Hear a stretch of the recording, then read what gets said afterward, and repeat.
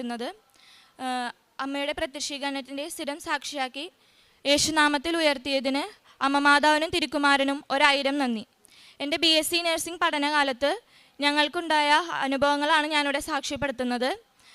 ഞാനിത് 2ാം തവണയാണ് ഞാൻ സാക്ഷ്യം പറയുന്നത്. സെക്കൻഡ് ഇയറിലും ഫസ്റ്റ് ഇയറിലും കിട്ടിയ അനുഭവങ്ങൾ ഞാനന്ന് ഇവിടെ പറഞ്ഞിരുന്നു. 2025 മെയ് 26-നാണ് ഞാൻ തീർത്ഥാടന ഉടമ്പടി എടുക്കുന്നത്. അപ്പോൾ 3rd ഇയറിൽ ഞാൻ പഠിക്കുന്ന സമയത്ത് സീനിയേഴ്സും മാംസും എല്ലാവരും പറയുമായിരുന്നു ഡിസ്റ്റിങ്ഷൻ മേടിക്കാൻ പറ്റിയ ഏറ്റവും എളുപ്പമുള്ള വർഷമാണ് 3rd ഇയറിന്. പക്ഷെ അപ്പോൾ എൻ്റെ ഉള്ളിൽ എപ്പോഴും ഇത് കേൾക്കുമ്പോൾ ഉള്ളിൽ ആഗ്രഹമുണ്ട് ഡിസ്റ്റിങ്ഷൻ എനിക്ക് കിട്ടിയിരുന്നെങ്കിലോ എന്ന്. പക്ഷേ ഏറ്റവും ഒരു ആവറേജ് സ്റ്റുഡൻ്റാണ് ഞാൻ. അപ്പോൾ എനിക്ക് ഡിസ്റ്റിങ്ഷൻ കിട്ടാൻ മാത്രമുള്ള മെറിറ്റൊന്നും എനിക്കില്ല. പക്ഷേ എൻ്റെ റൂമിലുണ്ടായ കൃപാസന മാതാവിൻ്റെ രൂപത്തിൻ്റെ അടിയിൽ ഞാൻ എഴുതി വെച്ചു, മാതാവേ എനിക്ക് ഡിസ്റ്റിങ്ഷൻ കിട്ടണമെന്നൊരാഗ്രഹമുണ്ട്, പക്ഷെ അമ്മയുടെ ഹിതം പോലെ എനിക്കത് നടത്തി തന്നാൽ മതിയെന്ന് ഞാൻ അമ്മേനോട് എഴുതി പ്രാർത്ഥിച്ചു. അതേപോലെ ഓൺലൈൻ ഉടമ്പടിയിലും വെച്ചിട്ടുണ്ടായിരുന്നു. അങ്ങനെ എക്സാം ടൈമായി, ഡേറ്റൊക്കെ വന്നു എന്നാണ് എക്സാമിന്. പക്ഷേ എനിക്ക് എങ്ങനെ പഠിച്ചു തുടങ്ങണം, എവിടെ തുടങ്ങണമെന്നൊന്നും ഒരു പിടുത്തവും ഉണ്ടായിരുന്നില്ല. എൻ്റെ ഒരു പഠന രീതി എന്ന് പറഞ്ഞാൽ എനിക്ക് ആരെങ്കിലും പറഞ്ഞ് എന്നെ പഠിപ്പിക്കണം, എന്നിട്ട് ഞാനത് ഉറക്കെ വായിച്ച് പഠിച്ചാലേ എനിക്ക് കിട്ടുള്ളൂ. അപ്പോൾ ഇതെൻ്റെ അമ്മ മാതാവിന് നേരത്തെ അറിയാവുന്നത് കാരണം എൻ്റെ ഫ്രണ്ട്സിന് എനിക്ക് മലയാളത്തിൽ അത് എക്സ്പ്ലെയിൻ ചെയ്ത് കൊടുക്കാൻ തക്ക വിധം മാതാവിനെ അത്രത്തോളം ഉയർത്തി. അവരെന്ത് ഡൗട്ട് ചോദിച്ചാലും അതെനിക്ക് ഏറ്റവും ക്ലിയറായിട്ട് എനിക്ക് പറഞ്ഞു കൊടുക്കാൻ തക്ക വിധം എന്നെ മാതാവ് ഉയർത്തിയിട്ടുണ്ട്. അതുപോലെ ഈ 3rd ഇയറിലെ എക്സാം സമയത്ത് എനിക്ക് ഒത്തിരിയേറെ അനുഭവങ്ങളാണ് ഉണ്ടായിട്ടുള്ളത്. ഇവിടെ തന്നെ ഉടമ്പടി മെഴുകുതിരിയിൽ ഈശോയുടെ തിരുഹൃദയം കണ്ടിട്ടുണ്ട്. അതേപോലെ മുല്ലപ്പൂ സുഗന്ധാഭിഷേകം എനിക്ക് ലഭിച്ചിട്ടുണ്ട്. അങ്ങനെ 3rd ഇയറിലെ എക്സാം റിസൾട്ട് വന്നു. ഞാൻ അമ്മ മാതാവിനോട് എന്താണോ പറഞ്ഞ് പ്രാർത്ഥിച്ചത് അതേപോലെ തന്നെ എനിക്ക് എൻ്റെ അമ്മ മാതാവ് 3rd ഇയറിൽ ഡിസ്റ്റിങ്ഷൻ നൽകി എന്നെ അനുഗ്രഹിച്ചു. അതേപോലെ 4th ഇയറിൽ പഠിക്കുന്ന സമയത്ത് വളരെ ടൈം കുറവായിരുന്നു പഠിക്കാനായിട്ട്. അപ്പോൾ ഉറപ്പായിരുന്നു എന്തായാലും സിലബസ് എനിക്ക് കംപ്ലീറ്റ് ചെയ്യാനായിട്ട് പറ്റില്ല. അപ്പോൾ ഇനിയുള്ള ആകെ വഴി എൻ്റെ മുന്നിൽ ഞാൻ കണ്ടത് ക്വസ്റ്റ്യൻ പേപ്പേഴ്സ് പഠിക്കുക എന്നുള്ളതാണ്. ക്വസ്റ്റ്യൻ പേപ്പേഴ്സ് മാത്രം പഠിച്ചിട്ടാണ് യൂണിവേഴ്സിറ്റി എക്സാമിന് പോയേക്കുന്നത്. അതും മൊത്തം കംപ്ലീറ്റ് ആക്കിയിട്ടില്ല. മാതാവിനോട് കുറച്ച് ചോദ്യങ്ങൾ ഞങ്ങളിങ്ങനെ പറഞ്ഞു ചോദിക്കും, അത് പഠിക്കും, അത് മാത്രമേ ഉണ്ടായിരുന്നുള്ളൂ. അല്ലാണ്ട് കൂടുതലായിട്ടൊന്നും പ്രിപ്പയർ ചെയ്തില്ലായിരുന്നു. പക്ഷെ ഞങ്ങൾ നല്ലോണം പ്രാർത്ഥിക്കുമായിരുന്നു. ഞങ്ങൾ പ്രാർത്ഥിക്കുന്നത് എങ്ങനെയാണെന്ന് വെച്ചാൽ എൻ്റെ റൂമിൽ 5 പേരാണുള്ളത്. ഞങ്ങൾ 5 പേരും കൈ കോർത്ത് പിടിക്കും. എന്നിട്ട് ആദ്യം തന്നെ വചനങ്ങൾ ചൊല്ലും. നിന്റെ ദൈവമായ കർത്താവ്, വിജയം നൽകുന്ന യോദ്ധാവ് നിന്റെ മധ്യയുണ്ട്. ഭയപ്പെടേണ്ട, വിശ്വസിക്കുക മാത്രം ചെയ്യുക. എന്നെ ശക്തനാക്കുന്നവരിലൂടെ എനിക്കെല്ലാം ചെയ്യാൻ സാധിക്കും. കൃപാസന പ്രസാദപര മാതാവേ, ഞങ്ങൾക്ക് വേണ്ടി അപേക്ഷിക്കണമേ. ഈ വചനവും അതേപോലെ വിശ്വാസ പ്രമാണവും ചൊല്ലിയിട്ടാണ് ഞങ്ങൾ പഠിക്കാനിരിക്കുന്നത്. അങ്ങനെ 4th ഇയറിലെ എക്സാം ഡേറ്റൊക്കെ വന്നു. ഞങ്ങൾ എപ്പോഴും എക്സാമിന് പോകുന്നത് എങ്ങനെയാണെന്ന് വെച്ചാൽ രാവിലെ എൻ്റെ അമ്മയും ഉടമ്പടി എടുത്തിട്ടുള്ളതാണ്. അപ്പോൾ അമ്മേനെ വീഡിയോ കോൾ ചെയ്തിട്ട് പ്രാർത്ഥിക്കാറുണ്ട്. ആ സമയത്ത് ഞങ്ങൾ ഉടമ്പടി തിരി കത്തിച്ച് വെച്ചിട്ടാണ് പ്രാർത്ഥിക്കുന്നത്. ആ സമയത്ത് അമ്മ അടയാളമായിട്ട് തിരി വലിയ ആളി ഇങ്ങനെ കത്താറുണ്ട്, അമ്മ അടയാളം തന്ന്. അതേപോലെ എൻ്റെ അമ്മ ഉടമ്പടി തൈലം എൻ്റെ നെറ്റിയിൽ പൂശി പ്രാർത്ഥിക്കും. അതേപോലെ എൻ്റെ ഫ്രണ്ട്സിനും ഞാൻ ഉടമ്പടി നേർച്ച വസ്തുക്കളും ഉപയോഗിച്ച് കൊടുക്കാറുണ്ട്. ഞങ്ങൾ എക്സാം സെൻറ്റർ വരെ നടന്നു പോകുന്നത് വിശ്വാസ പ്രമാണവും പ്രത്യക്ഷീകരണ പ്രാർത്ഥനയും ചൊല്ലിയിട്ടാണ് എക്സാം സെൻറ്റർ വരെ നടക്കുന്നത്. അതേപോലെ അവിടെ ചെന്നിട്ടും എക്സാം സെൻറ്ററിൻ്റെ പുറത്ത് ആരും ചവിട്ടാത്തൊരു എടുത്ത് പോയിട്ട് ഉപ്പിട്ട് ഞങ്ങൾ പ്രാർത്ഥിക്കാറുണ്ട്. എൻ്റെ മാതാവ് ഈ ഒരു എക്സാം ഇനി 2ാമത് ഞങ്ങളെ കൊണ്ട് എഴുതിക്കാൻ ഇടവരുത്തല്ലേ എന്ന് പറഞ്ഞിട്ടാണ് പ്രാർത്ഥിച്ചാണ് ഞങ്ങൾ എക്സാം സെൻറ്ററിലോട്ട് കയറുന്നത്. അതേപോലെ എക്സാം കഴിഞ്ഞ് തിരിച്ചു വരുമ്പോഴും പ്രത്യക്ഷീകരണ പ്രാർത്ഥന ചൊല്ലി ഏത് എക്സാമാണോ ഒന്ന് കഴിഞ്ഞത് ആ ബുക്ക് ഉടമ്പടി പത്രത്തിൽ പൊതിഞ്ഞ് ഞങ്ങൾ മാറ്റി വെക്കും. ഈ എക്സാം ഇനി എഴുതിക്കരുതെന്ന് പറഞ്ഞ്. ഞങ്ങൾ എക്സാം അറ്റൻഡ് ചെയ്യുന്നത് ബുക്ക്ലെറ്റിൽ തൈലം പൂശിയും അതുപോലെ ഉടമ്പടി വസ്തുവായ ഉപ്പും ഇട്ടിട്ടാണ് എക്സാം എഴുതാനിരിക്കുന്നത്. അങ്ങനെ 4th ഇയറിലെ കമ്മ്യൂണിറ്റി എന്ന് പറഞ്ഞിട്ടുള്ളൊരു എക്സാം ഉണ്ട്. ആ എക്സാമിന് എനിക്ക് വലിയ കോൺഫിഡൻസ് ഇല്ലായിരുന്നു. ഞാൻ എങ്ങനെ എനിക്ക് എഴുതാൻ പറ്റുമെന്നോ ഒരു പിടുത്തവും ഇല്ലായിരുന്നു. ഞാൻ എക്സാമിന് ഇരുന്നു. അമ്മനോട് അപ്പോഴേ പ്രാർത്ഥിച്ചു, എൻ്റെ ഇടത്തും വലത്തും ഈശോയും മാതാവ് ഇരുന്നിട്ട് എൻ്റെ കൈ പിടിച്ചായിരിക്കണം എനിക്ക് എക്സാം എന്നെ എഴുതിപ്പിക്കേണ്ടത്.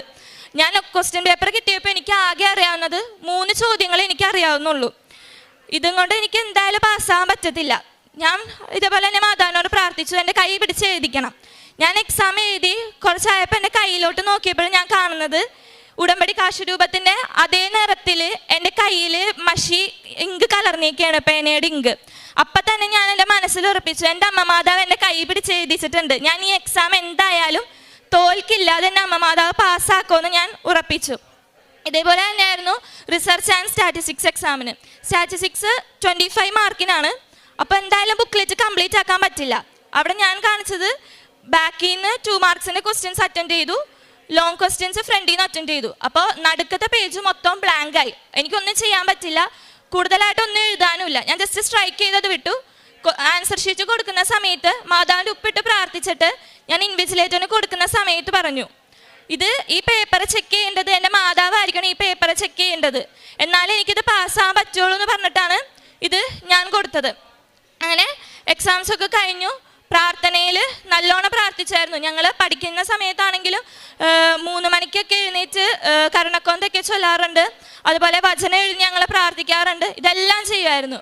അങ്ങനെ എൻ്റെ റിസൾട്ട് വന്നത് ജൂൺ 10-നാണ് റിസൾട്ട് വന്നത്. എൻ്റെ ബർത്ത്ഡേ എന്ന് പറയുന്നത് ജൂൺ 5-നായിരുന്നു. ഞാൻ ഉടമ്പടി പത്രികയിലും വെച്ചിരുന്നു പ്രാർത്ഥിച്ചിരുന്നത് എൻ്റെ ബർത്ത്ഡേ ഗിഫ്റ്റായിട്ട് അമ്മ മാതാവ് എനിക്ക് ഡിസ്റ്റിങ്ഷൻ നൽകിയാണ് എന്നെ അനുഗ്രഹിക്കേണ്ടതെന്നാണ്.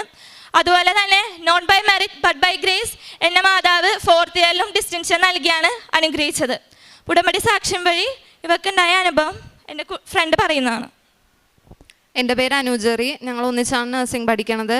അമ്മ മാതാവും തിരുക്കുമാറിനും എനിക്ക് ഉടമ്പടി എടുക്കണത് വഴി എനിക്ക് നേടിത്തന്ന അനുഗ്രഹത്തെ സാക്ഷ്യപ്പെടുത്താനാണ് ഞാനിവിടെ നിൽക്കുന്നത്.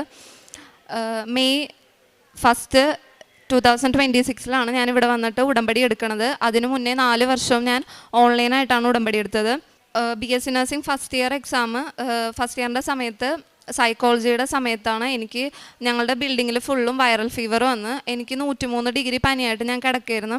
ആ സമയത്ത് ഞങ്ങളെല്ലാവരും കമ്പൈൻ സ്റ്റഡിയാണ് സൈക്കോളജിക്ക് കൂടുതലും ഏറ്റവും എളുപ്പം അതാണ് പഠിക്കാൻ വേണ്ടിയിട്ട്.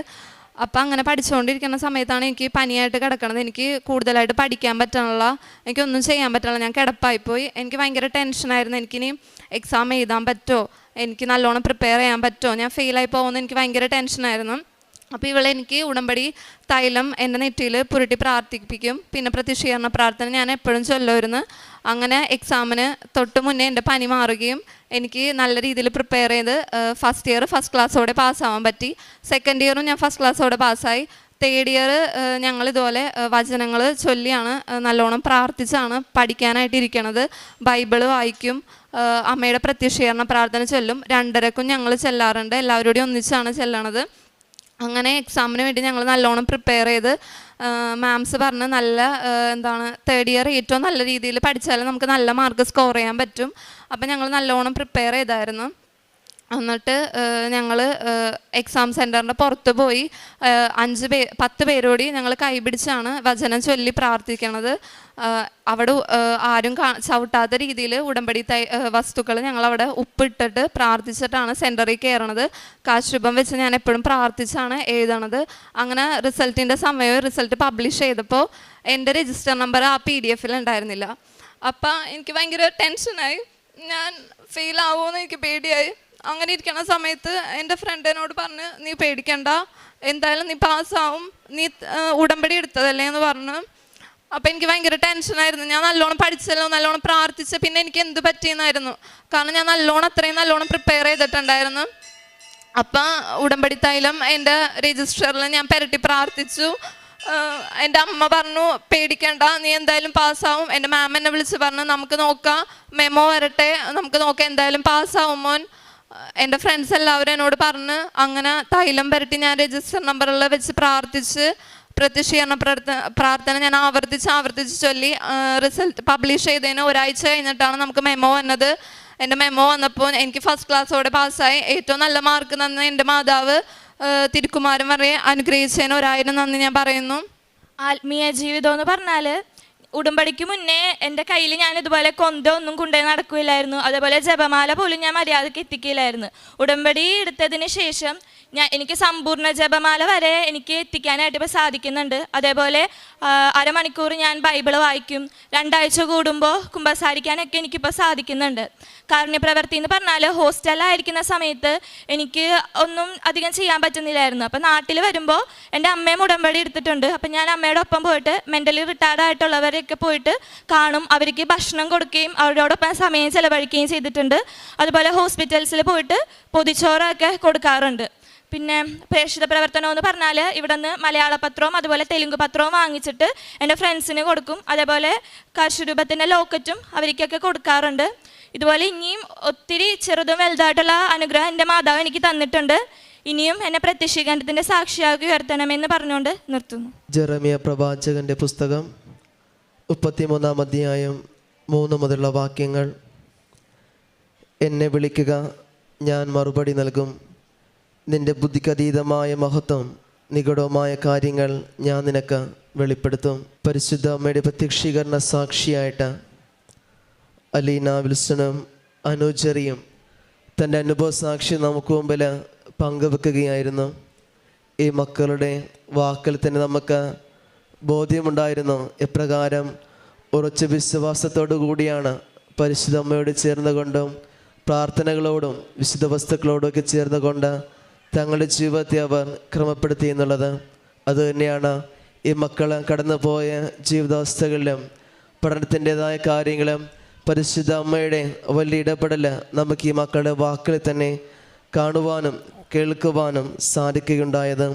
ചില സെമസ്റ്ററിലൊക്കെ കടന്നു പോകുന്ന വിഷയങ്ങളും കമ്മ്യൂണിറ്റി എക്സാം ആണെങ്കിലും എക്സാമിനുള്ള കാര്യങ്ങൾ പരിശുദ്ധ അമ്മയുടെ സമർപ്പിക്കുമ്പോഴും അത് ഒത്തിരിയേറെ ബുദ്ധിമുട്ടുകളിലേക്ക് പഠിക്കാൻ തന്നെ പാടായിട്ട് മാറുമ്പോഴും അത് പൂർണ്ണമായിട്ടും പരിശുദ്ധ അമ്മ ഞങ്ങളെ സഹായിക്കും.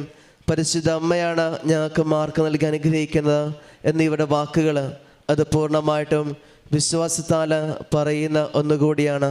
ഇനി മുമ്പോട്ടുള്ള ഇവരുടെ ജീവിതത്തിൽ പരിശുദ്ധ അമ്മയുടെ പ്രത്യക്ഷീകരണത്തിൻ്റെ സാക്ഷികളായിട്ട് ഇവരെ ഇനിയും മാറ്റണമേ എന്നും ഇവരുടെ ജീവിത പ്രവൃത്തികളിലും നന്മകളിലും പരിശുദ്ധ അമ്മയുടെ പ്രത്യക്ഷീകരണ സാക്ഷികളായിട്ട് ഇനിയും ഈ അൾത്താരക്ക് മുമ്പിൽ സാക്ഷ്യം പറയാൻ പരിശുദ്ധ അമ്മ ഇവരെ അനുഗ്രഹിക്കട്ടെ എന്ന് നമുക്ക് പ്രാർത്ഥിക്കാം.